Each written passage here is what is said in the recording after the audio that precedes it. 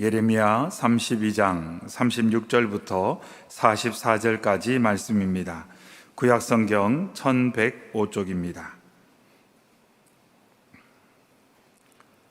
주신 말씀 한 목소리로 읽겠습니다.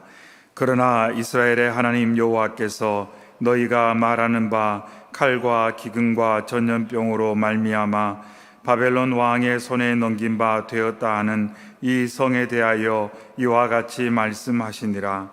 보라, 내가 노여움과 분함과 큰 분노로 그들을 쫓아내었던 모든 지방에서 그들을 모아들여 이곳으로 돌아오게 하여 안전하게 살게 할 것이라.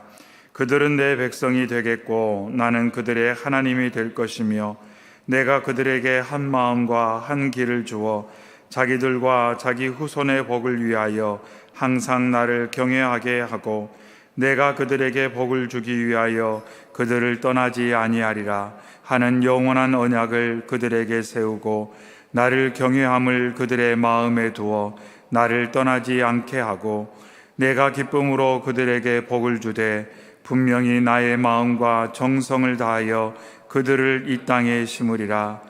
여호와께서 이와 같이 말씀하시니라. 내가 이 백성에게 이 큰 재앙을 내린 것 같이 허락한 모든 복을 그들에게 내리리라. 너희가 말하기를 황폐하여 사람이나 짐승이 없으며 갈대아인의 손에 넘긴 바 되었다 하는 이 땅에서 사람들이 밭을 사되 베냐민 땅과 예루살렘 사방과 유다 성읍들과 산지의 성읍들과 저지대의 성읍들과 네겝의 성읍들에 있는 밭을 은으로 사고 증서를 기록하여 봉인하고 증인을 세우리니 이는 내가 그들의 포로를 돌아오게 함이니라. 여호와의 말씀이니라. 아멘. 계속해서 하나님께서 선지자를 통해 주신 회복의 말씀을 함께 나누고 있습니다.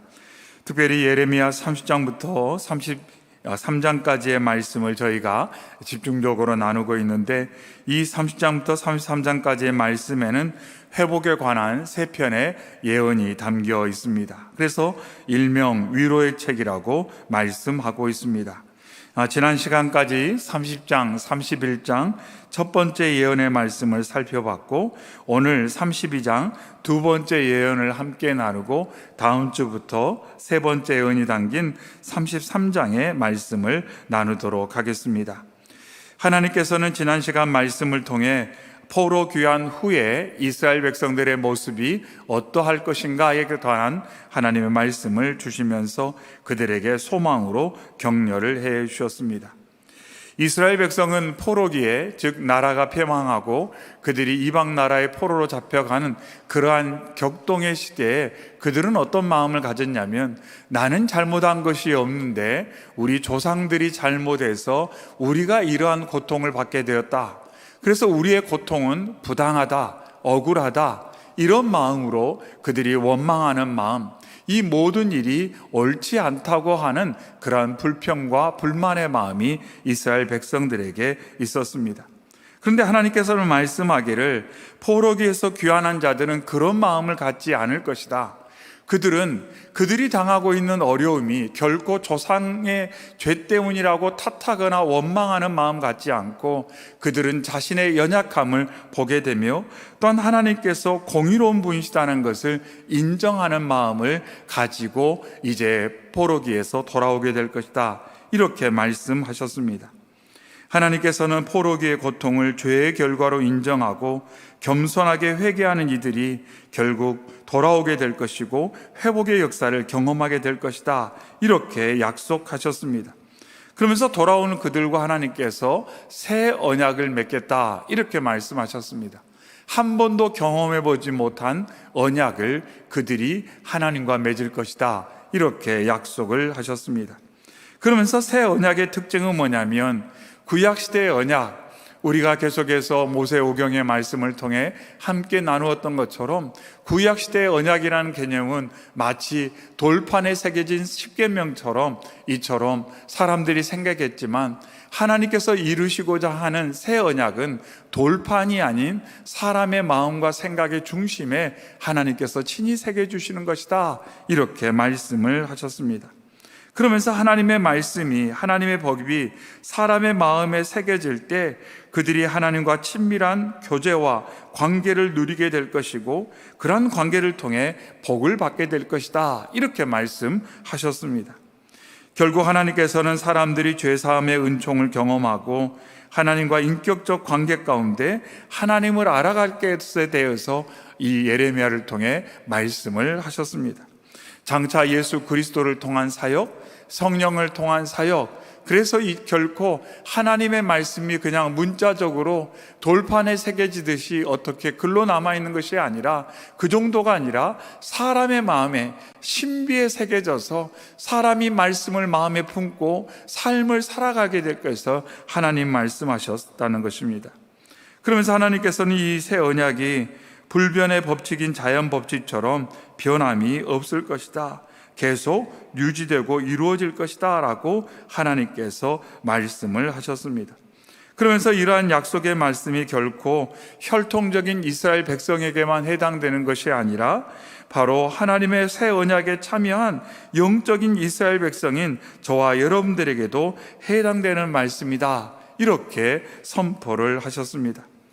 이 시간 바라고 원하는 것은 저희 모두가 말씀의 그 놀라운 은혜를 우리의 마음에 새기고 예수 그리스도로 말미암아 하나님을 인격적으로 알아가며 우리가 새 언약에 참여하는 저와 여러분 되기를 바랍니다. 그래서 선포되어지는 말씀, 기록된 말씀이 그냥 스쳐 지나가는 것이 아니라 우리의 마음 가운데 잘 담겨져서 그 말씀이 우리의 삶의 기초가 되고 힘이 되고 빛이 되고 인도자가 되는 놀라운 은혜의 역사를 경험하는 저희 모두가 되시기를 주님의 이름으로 축원합니다. 아멘. 오늘의 말씀은 두 번째 언약의 예언의 말씀으로서 오늘 본문 말씀 가운데는 영원한 언약, 이러한 표현이 강조가 되고 있습니다.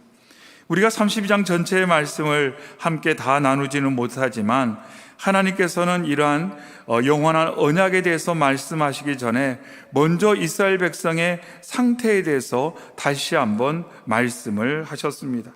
그래서 오늘 36절에 그러나 이스라엘의 하나님 여호와께서 너희가 말하는 바 칼과 기근과 전염병으로 말미암아 바벨론 왕의 손에 넘긴 바 되었다 하는 이 성에 대하여 이와 같이 말씀하시니라, 이렇게 말씀합니다. 그러면서 이스라엘의 상태가 어떠하냐면 그들이 하나님께 징계를 받아 칼과 기근과 전염병으로 그들이 하나님의 징계를 경험하면서 이제 이방 나라의 손에 넘긴 바 된 상태가 되었다, 이렇게 하나님께서 말씀을 하고 있습니다. 그들이 하나님께 징계를 받을 것이다, 이방 나라에 의해서 패망할 것이다, 이렇게 말씀하고 있습니다. 본문 앞 28절에도 그러므로 여호와께서 이와 같이 말씀하시니라 보라 내가 이 성을 갈대아인의 손과 바벨론의 느부갓네살 왕의 손에 넘길 것인즉 그가 차지할 것이라, 이렇게 하나님께서 선포하고 있습니다. 하나님께서 복으로 주신 것을 그들이 상실하게 될 것이다, 하나님께서 그들에게 주신 복을 그들이 박탈당할 것이다, 하나님께서 계속 강조를 하고 있다는 겁니다. 근데 이 말씀 안에는 어떤 뜻이냐면 그들이 하나님께서 그들을 징계하시겠다고 선지자들을 통해서 계속 말씀하셨지만 그들은 하나님의 말씀을 듣지 않고 그들이 듣기에 좋은 이야기만 계속 들으려고 했다라는 것을 여기서 또한 강조를 하고 있습니다. 하나님께서 때때로 우리를 격려해 주시고 칭찬해 주시고 사랑의 말로 우리를 위로해 주시고 새 힘을 공급해 주십니다. 그러나 때때로 하나님께서는 우리에게 우리의 실상이 어떠한지를 직시할 수 있도록 보여주시고 하나님께서 보는 우리의 연약함이 무엇인지를 알 수 있도록 도와주셔서 돌이키라고, 회개하라고, 하나님께서 이것을 기뻐하지 않는다고 말씀하시는 경우도 분명히 있는데, 때때로 우리는 좋은 이야기, 그냥 긍정적인 이야기만 들으려고 하는 경향이 있다는 것을 오늘 말씀을 통해 강조하시며, 하나님의 말씀 앞에서 우리 가운데 임하시는 그 하나님의 임재 가운데 우리의 모든 것이 드러나게 될 때 그것을 인정하고 그것을 하나님 앞에 나아가 바르게 다루어야 된다는 것을 여기서 다시 한번 강조하고 있습니다. 하지만 이스라엘 백성들은 그렇지 않았습니다. 본문 앞 30절에 이는 이스라엘 자손과 유다 자손이 예로부터 내 눈앞에 악을 행하였을 뿐이라, 이스라엘 자손은 그의 손으로 만든 것을 가지고 나를 경노하게 할 것뿐이니라, 이렇게 말씀합니다. 여기서 특이한 표현인데 내 눈앞에 악을 행하였을 뿐이라 이렇게 말합니다. 이스라엘 백성은 자신들의 말, 자신들의 생각, 자신들의 삶이 하나님의 눈앞에 있다는 것, 하나님의 귀 앞에 있다는 것을 그들이 깊이 살펴보지 못했다는 겁니다. 내가 하는 말을 하나님이 듣겠어? 내가 하는 생각을 하나님이 알겠어? 내가 이렇게 아무도 모르게 하는 행동을 하나님이 알겠어? 이런 식으로 이스라엘 백성들이 생각을 했고, 또한 어느 순간부터인가는 그들이 너무나도 떳떳하게 우상을 만들고 그것을 하나님처럼 섬기면서 아무렇지도 않게 생각을 했다고 하나님께서 여기서 말씀을 하고 있습니다.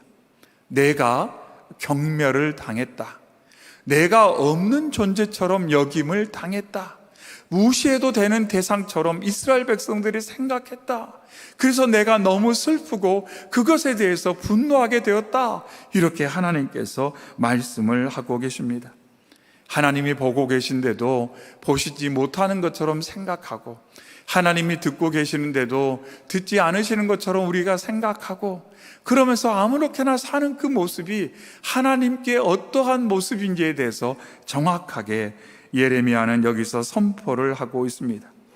그러면서 이 모든 악한 삶의 시작점은 어디냐면 본문 앞 33절에 그들이 등을 내게로 돌리고 얼굴을 내게로 향하지 아니하며 내가 그들을 가르치되 끊임없이 가르쳤는데도 그들이 교훈을 듣지 아니하며 받지 아니하고, 이렇게 말씀합니다.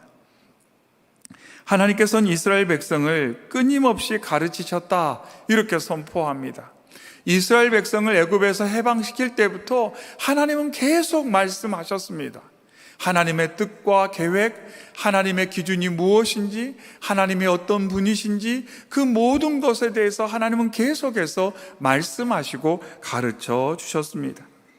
하지만 이스라엘 백성은 그 말씀을 듣지 않고 33절에 있는 것처럼 등을 돌리고 얼굴을 돌려버렸습니다. 등을 돌리고 얼굴을 돌렸습니다. 하나님께서는 이스라엘 백성들이 하나님의 말씀을 듣지 않고 등을 돌리고 얼굴을 향하지 않으면서 하나님께서 싫어하는 가증한 행동만 하였다고 선포하십니다. 35절 하반에 그들이 이러한 가증한 일을 행하여 유다로 범죄하게 한 것은 내가 명령한 것도 아니요 내 마음에 든 것도 아니라, 이렇게 하나님께서 슬픔을 담아내며 말씀합니다. 그들이 내게 등을 돌리고 내 얼굴을 가리우면서 그들이 가증한 일을 했다라고 말씀합니다. 이 가증하다라는 표현은 역겹다라는 뜻입니다. 토할 수밖에 없는 것. 그래서 이스라엘 백성들이 하는 말과 생각과 행위가 하나님 보시기에 토할 수밖에 없는 역겨운 대상이다, 수용할 수 없는 대상이다, 하나님께서 말씀하셨습니다. 그들이 내 앞에 나와서 뭔가 번제와 희생제사를 드리는 것처럼 행동하지만, 그들이 신앙 공동체처럼 마치 하나님께 선택받은 민족처럼 생각을 하지만, 그들의 말과 행위와 삶은 하나님 보시기에 가증한 것이다, 역겨운 것이다, 이렇게 하나님께서 말씀을 하셨다는 것입니다.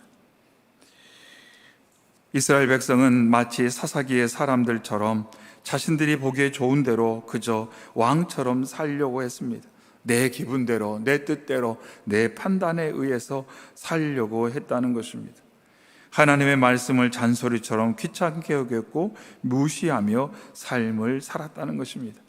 그것이 이스라엘의 실상이다, 이렇게 먼저 말씀하고 있습니다. 그런데 오늘 본문 말씀을 통해 하나님께서는 이러한 이스라엘 백성들이 결국 하나님의 징계를 받지만 거기에서 결코 끝나는 것이 아니다 말씀하고 있어요. 하나님께서 이스라엘 백성들의 그러한 모습을 보고 그들을 칼과 기근과 전염병으로 징계를 하시고 이방 나라에게 고통을 받게 하셨지만 그것이 하나님의 진심은 아니라고, 그것은 끝이 아니라고 하나님께서 말씀을 하셨습니다. 마치 가나안 정탐을 실패한 이스라엘 백성들이 하나님의 긍휼하심을 근거로 진멸을 면하고 광야에서 40년간 연단을 받은 후에 약속의 기업에 들어갈 수 있었던 것처럼 이스라엘 백성에게도 다시 한번 기회를 주시고 하나님께서 긍휼로 놀라운 계획을 가지고 계신다, 이렇게 오늘 본문 말씀을 통해 강조하고 있습니다. 하나님은 다시 한번 이렇게 말씀을 하고 있습니다. 그러면서 37절에 보라, 내가 노여움과 분함과 큰 분노로 그들을 쫓아내 보냈던 모든 지방에서 그들을 모아들여 이곳으로 돌아오게 하여 안전히 살게 할 것이라, 이렇게 말씀하고 있습니다. 흩어졌던 자들, 하나님의 징계를 받은 자들, 그들을 하나님께서 다시금 모아드릴 것이다, 돌아오게 할 것이다, 이곳에서 안전하게 살게 할 것이다, 이렇게 하나님께서 놀라운 약속을 선포하고 있습니다. 잠시의 징계가 끝이 아니라는 것입니다. 그 징계는 너희들을 회복시키기 위한 과정이었지 결코 징계로서 끝나는 것이 아니다. 내 분노가 그냥 분노로서 끝나는 것이 결코 아니라 긍휼이 분노를 이긴다라고 하나님께서 다시 한번 여기서 강조를 하고 있습니다. 그래서 그들이 돌아와서 안전하게 살게 될 것이라고 말씀하시면서 포로 기간의 의미가 무엇인지를 여기서 강조하고 있습니다. 그것이 바로 연단의 기간이었다고, 회복을 위한 기간이었다고 하나님께서 말씀하고 있습니다. 그러면서 하나님께서 한 걸음 나아가 그들이 돌아올 뿐만 아니라 그들과 하나님의 언약의 관계가 회복될 것이라고 말씀합니다. 38절, 그들은 내 백성이 되겠고 나는 그들의 하나님이 될 것이다, 이렇게 말씀합니다. 그래서 이스라엘 백성이 몸만 돌아온 것이 아니라 그들의 마음과 삶이 온전히 하나님께로 돌아와 하나님과 언약의 관계가 온전히 갱신되고 회복될 것이다, 이렇게 말씀합니다. 그러니까 하나님께서 진행하시는 모든 일의 초점은 어디 있냐면 관계가 회복되는 데 있다, 이렇게 말씀하고 있어요. 하나님이 행하시는 모든 일의 초점은 어디 있냐면 관계의 회복. 그래서 온전히 화목되는, 하나님과의 화목된 관계, 우리 안에 화목된 관계, 피조물 안에서의 화목된 관계, 그래서 하나님이 지으신 세상이 화목하게 되는 것, 그것이 하나님이 행하신 일의 궁극적인 목적이요 방향이라는 것을 오늘 말씀을 통해 다시 한번 강조하고 있습니다. 뭔가 좀 안 되는 것처럼 보이고 뭔가 기대하는 것처럼 되지 않을지라도 하나님께서 그 모든 일 가운데 역사하시고 섭리하시고 합력하여 선을 이루는데 그 선이라는 것이 바로 오늘 말씀에서는 화목이다, 이렇게 하나님 말씀하시며 먼저 돌아온 그들이 하나님과 화목의 관계, 언약의 관계 온전히 회복하게 될 것이다, 이렇게 말씀하고 있습니다. 그래서 바벨론 포로 귀환을 제2의 출애굽이다, 이렇게 말씀하고 있어요. 제2의 출애굽이다. 이스라엘 백성이 400여 년 동안 애굽에서 종살이하다가 회복되어 그들이 하나님 앞에서 경험한 것이 바로 언약의 관계를 세우는 것이었습니다. 하나님께서 포로기에 있는 이스라엘 백성을 고토로 다시 한번 인도하시면서 하나님께서 계획하신 일이 뭐냐면 바로 언약을 갱신하는, 회복시키는 것이다. 그래서 바벨론 포로 귀환을 제2의 출애굽 사건이다, 이렇게 말씀을 하고 있습니다. 그러면서 언약의 관계가 회복될 때 복의 역사가 또한 회복될 것이다, 이렇게 말씀하고 있습니다. 그러면서 39절에는 내가 그들에게 한 마음과 한 길을 주어 자기들과 자기 후손의 복을 위하여 항상 나를 경외하게 할 것이다, 이렇게 말씀하고 있습니다. 하나님께서 사람들에게 한 마음과 한 길을 주겠다. 그래서 그들이 복 안에 머물게 될 것이다, 복을 누리게 될 것이다, 그들이 하나님을 경외하게 될 것이다, 이렇게 말씀합니다. 여기서 한 마음이라는 것은 분열되지 않고 오직 하나님께만 전념하는 마음을 말합니다. 이전에 이스라엘 백성들처럼 하나님과 우상 사이에, 하나님과 그 무엇 사이에서 갈팡질팡하며 양다리를 걸치는 것 같은 그러한 삶을 살지 않고 그들이 오직 한 마음으로 하나님을 사랑하고 하나님과의 관계 가운데 만족하며 삶을 살게 될 것이다, 이렇게 하나님께서 선포를 하고 있습니다. 그리고 이스라엘 백성들이 이제 더 이상 하나님께 등을 돌리는 것이 아니라 하나님의 뜻에 배치되는 것들에 등을 돌리게 될 것이라고 말씀하고 있습니다. 이전에는 그들이 좋아하는 것을 얻기 위해 하나님께 등을 돌렸지만 이제는 하나님을 구하며 이전에 즐기던 것들에 그들이 등을 돌리게 될 것이다, 이렇게 말씀하고 있습니다. 그리고 그들이 오직 여호와 하나님의 얼굴만을 구하게 될 것이다, 이렇게 선포하고 있습니다. 그런데 이러한 마음은 하나님께서 이스라엘 백성들을 애굽에서 해방시키시면서 강조하신 말씀입니다. 신명기 6장 4절과 5절에 이스라엘아 들으라, 우리 하나님 여호와는 오직 유일한 여호와시니 너는 마음을 다하고 뜻을 다하고 힘을 다하여 내 하나님 여호와를 사랑하라 선포하셨어요. 그들을 해방시키시고 하나님 말씀하신 것이 마음과 뜻과 정성을 다해 하나님만 사랑해라. 그런데 이스라엘 백성이 실패하고 또 실패했습니다. 기회가 주어졌지만 그들은 선용하지 못했습니다. 그래서 하나님께서 말씀합니다. 너희들의 힘만으로 그것이 되지 않는 것을 내가 알아. 너희의 마음 가운데 그러한 마음을 주겠다, 하나님 말씀하고 있어요. 너희가 내게 돌아온다면, 나와 언약의 관계가 회복된다면, 나와 함께 할 때 너희 마음 가운데 너희 스스로 가질 수 없는 그 한 마음을 갖도록 내가 역사할 것이다, 하나님께서 이렇게 말씀하시면서 내가 주겠다라고 말씀하고 있습니다. 또한 하나님께서는 그들이 한 길을 걸어가게 될 것이라고 말씀합니다. 마음이 내적인 성향이라면 길은 보여지는 결과를 말합니다. 그래서 한 마음을 가진 사람의 삶의 모습이 한 길이다, 이렇게 말씀을 하고 있습니다.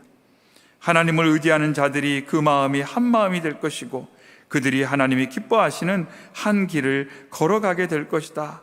그로 말미암아 한 마음과 한 길을 걸어가는 그 사람들이 결국 복을 누리게 될 것이라고 말씀하고 있습니다. 예수님께서도 계속 강조하신 것이 두 마음을 품어서는 결코 복을 받을 수 없다라는 말씀이고, 또한 성경 전체의 메시지가 그와 동일합니다.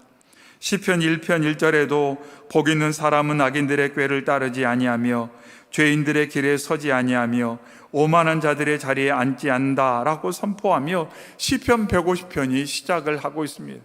복 있는 사람이 어떤 사람인가? 두 마음을 품지 않는 사람이다. 한 마음으로 한 길을 걸어가는 사람이 복 있는 사람이다.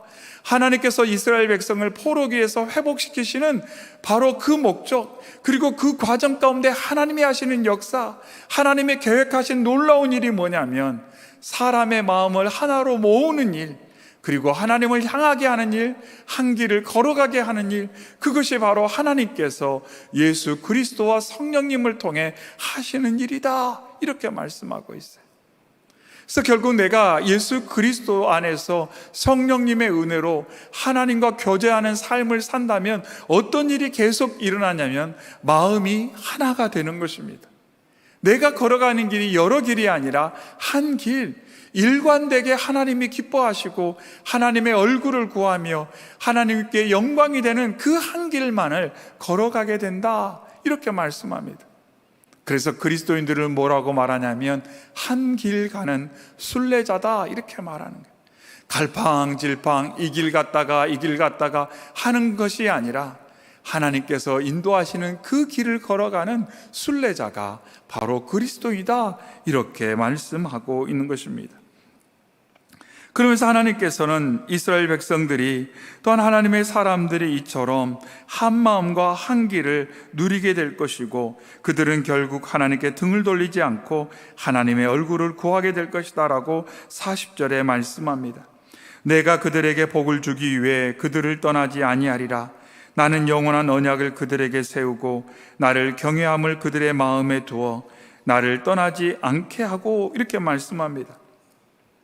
여기서 떠나지 않는다라는 표현은 어떤 의미냐면 결코 등을 돌리지 않을 것이다 라는 뜻이에요. 떠나지 않는다는 것은 등을 돌리지 않는다라는 뜻이라는 거예요. 등을 돌리지 않는다. 그것은 또한 바꾸어서 얼굴을 하나님께 향한다라는 의미도 표현하고 있습니다. 우리는 얼굴과 등을 같은 방향을 향해서 우리는 몸 동작을 가질 수가 없습니다. 물론 아주 특별한 경우, 어떤 훈련을 통해서 얼굴의 방향과 등의 방향이 조금 비슷할 수 있을지는 모릅니다. 그러나 일반적으로 얼굴의 방향과 등의 방향이 같을 수가 없습니다.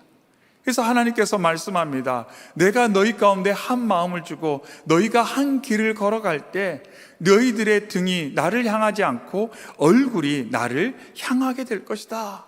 이렇게 하나님 말씀을 하고 있습니다. 이 말씀은 민수기 6장 제사장의 축복 기도문과 같은 내용입니다. 여호와는 내게 복을 주시고 너를 지키시기를 원하며 여호와는 그의 얼굴을 내게 비추사 은혜 베푸시기를 원하며 여호와는 그 얼굴을 내게로 향하여 드사 평강 주시기를 원하노라. 이렇게 선포하고 있습니다. 하나님은 한 번도 등으로 우리를 대한 적이 없다라고 말씀하고 있습니다. 하나님은 그 얼굴을 우리에게 향하시고 그 사랑과 긍휼로 우리를 대하시는데 이스라엘 백성이 하나님께 등을 돌리고 얼굴을 가렸다 말씀하시면서 포로기에서 돌아온 자들, 그래서 하나님께서 한 마음과 한 길을 품고 나아가게 하는 그들은 이제 결코 하나님께 등지지 않고 그들을 향한 하나님의 얼굴을 마주대하게 될 것이다. 이렇게 말씀하고 있습니다. 사람이 죄를 짓고 처음으로 보인 태도가 뭐냐면 가리는 거였어요. 숨는 것이었어요. 피하는 것이었어요. 하나님의 얼굴을 바라볼 수 없었기 때문에 마음에 이미 수치심이 생겨서 죄책감이 들어서 얼굴을 바라볼 수 없었다는 겁니다. 그런데 하나님께서 말씀합니다. 너와 나의 관계가 언약의 관계가 될 때 너는 나를 보게 될 것이고 내가 너를 얼마나 응시하며 사랑하는지를 너가 풍성히 누리게 될 것이다. 이렇게 말씀하고 있습니다.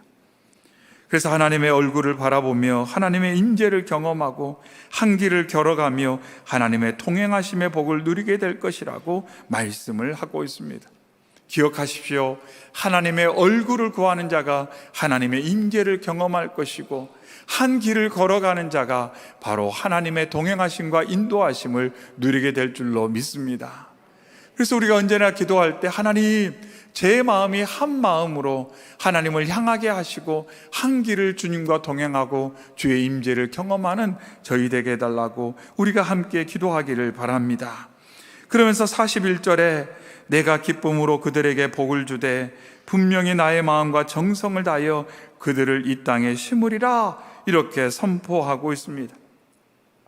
하나님께서는 이 말씀을 통해 하나님의 백성들에게 복을 주시되 마지못해 복을 주시는 것이 아니라 기쁨으로 흔쾌히 정성을 다해 복을 주신다라고 말씀하고 있습니다.